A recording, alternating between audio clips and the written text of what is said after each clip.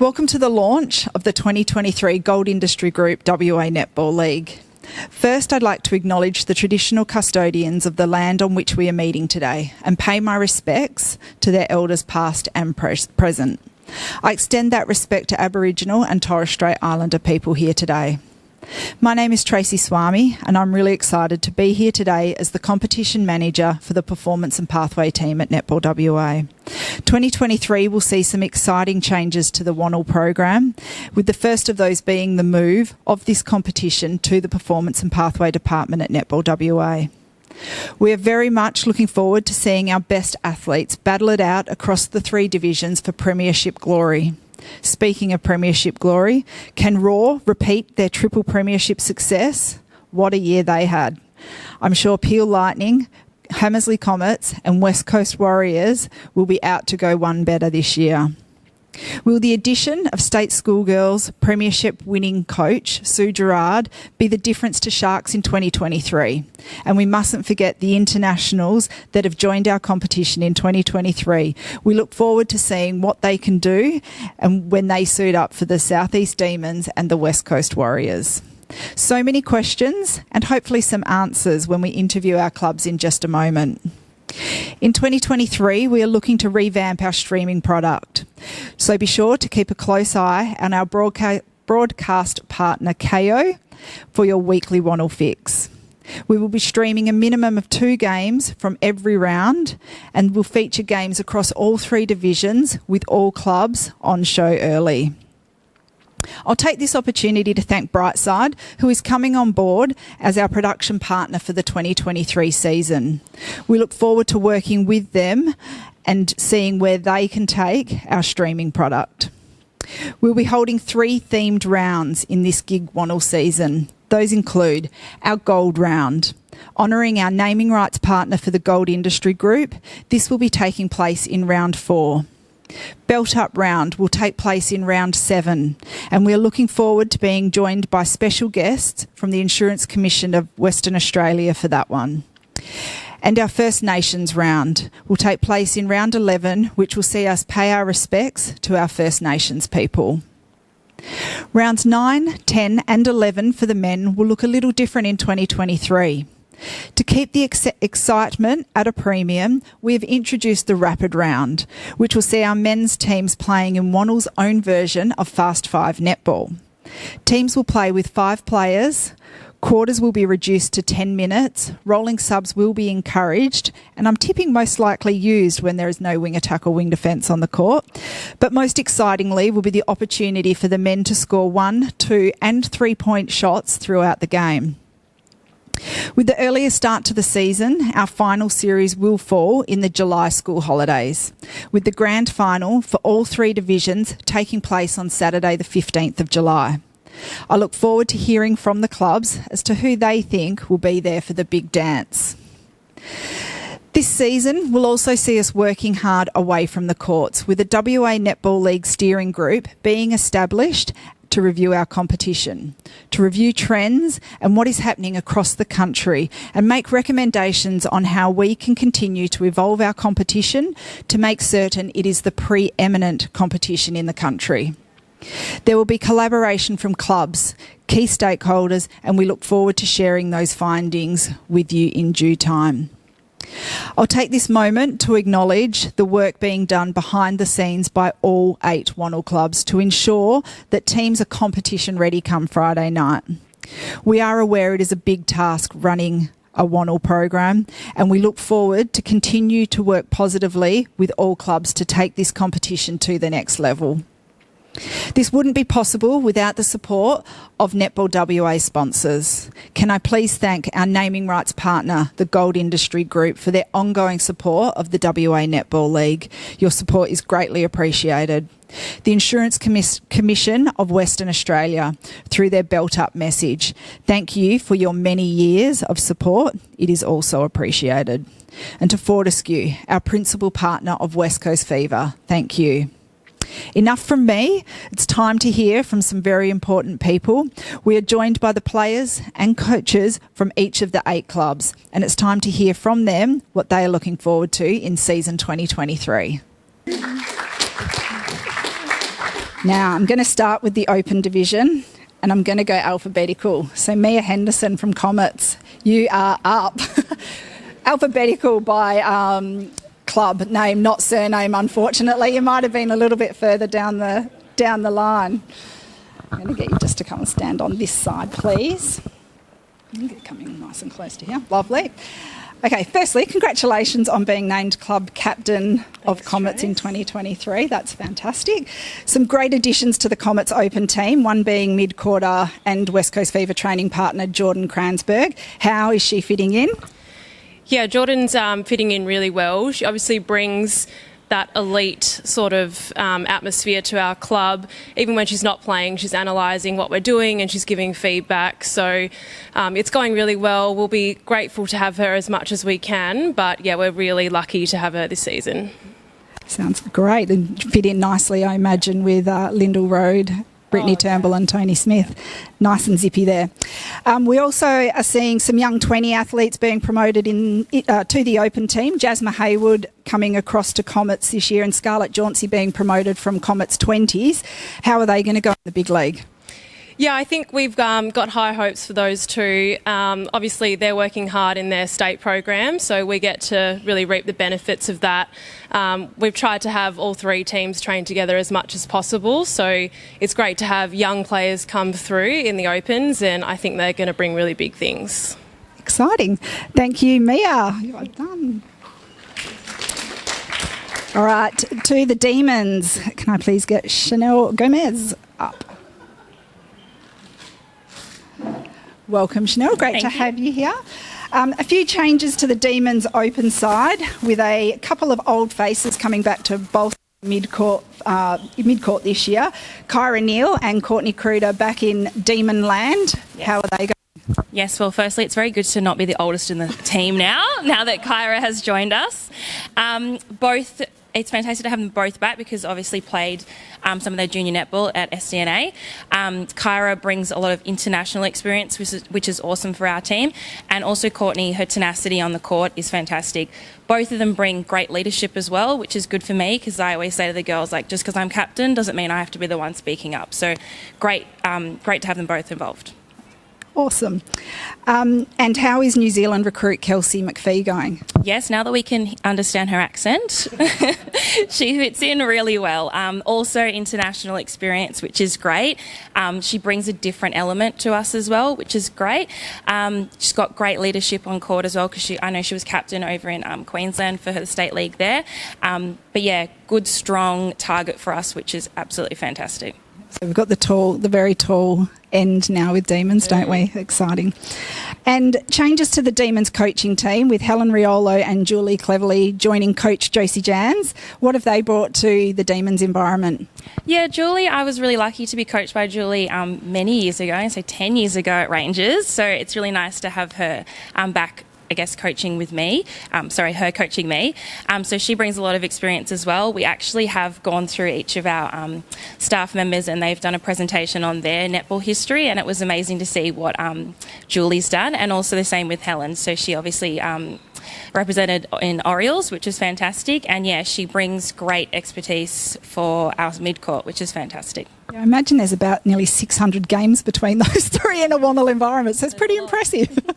All right, thanks, Chanel. Okay, we've got now from Jets, Cassie Farquhar-Reid. Thank you. Thank you for joining us today.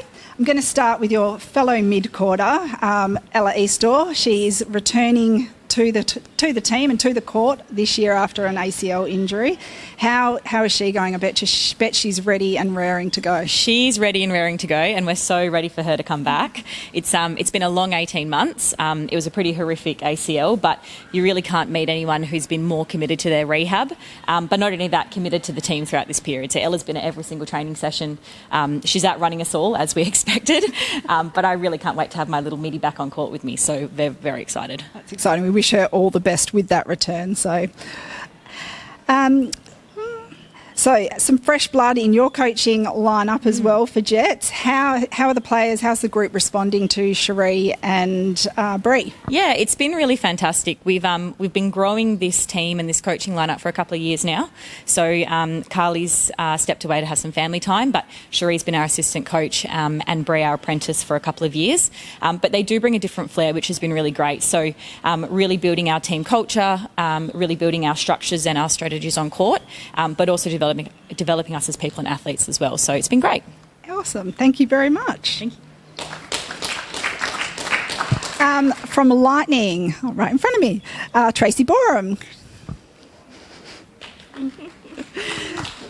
Tracey, great to have you here and have you back in Gig WANL land. There are some new faces to your team, which provides a good mix of youth and experience. Who are you expecting big things from in season 2023? Probably Cherie Miller from the Opens. She's a goal attack that we've signed. She's dynamic, she's accurate, a real playmaker down in that goal circle. So I think she's someone who everyone should be looking out for. Take note, everybody. Take note. And now I was fortunate enough to attend the Peel Lightning launch a couple of weeks ago. The club is the newest in the competition, but looking like it's going from strength to strength. What is your goal this year for on-court? For the Opens is definitely to move off the bottom of the ladder, so be aware, everyone. We're trying to climb. Look, we did quite well, I think, this year. We've got units that are actually happening. We've got really good connections. So I we need to really culture so that we can attract more players in the future as well. And just to make sure that, the quality of netball that we put out on court is representative of the level we're playing at. So, and I think we need to all have ownership over that, so including coaches and players. Fantastic. I wish you all the very best with that. Thanks, Trace.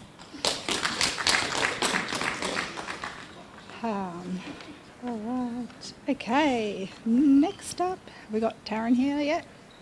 Oh, I didn't see you hiding behind there. Taryn, I'll get you to come on this side. Now, I'm joined by another new open coach, not another new coach, but an open coach in Taryn Barley. A couple of handy additions to the open side this year. Tell us how Abby Hicks and Heidi Wilson have been fitting in. Yeah, Abs is great. It's great to be able to coach her again. I haven't been able to spend time with her in a few years since state team stuff. And yeah, she was strong then and she's strong now, and she's a great target for us. And I guess just diversifies our circle a little bit more. And it gives us great depth, I think, in our shooting unit, just supporting Georgia and Ellie and Kat. So yeah, really exciting. Hides is amazing. That was just a very fortunate opportunity for us. We've had a bit of adversity in pre-season, losing, I feel about 7 defenders, but so we managed to pull Hides in about 5 weeks ago now, and she hasn't skipped a beat. She's kind of come into the team quite seamlessly, and she's provided some really great leadership to our defenders, because there's a fair bit of youth in there, so and the ones that we lost were experienced, so yeah, it was nice to replace like for like, and yeah, we're super excited to see her. And believe returning from having a baby, so yeah, the master of all. Yeah, master of all. She's a doctor. She's oh wow, what an overachiever! I know. Yeah, so I'm just whatever time you can give us is great. Yeah.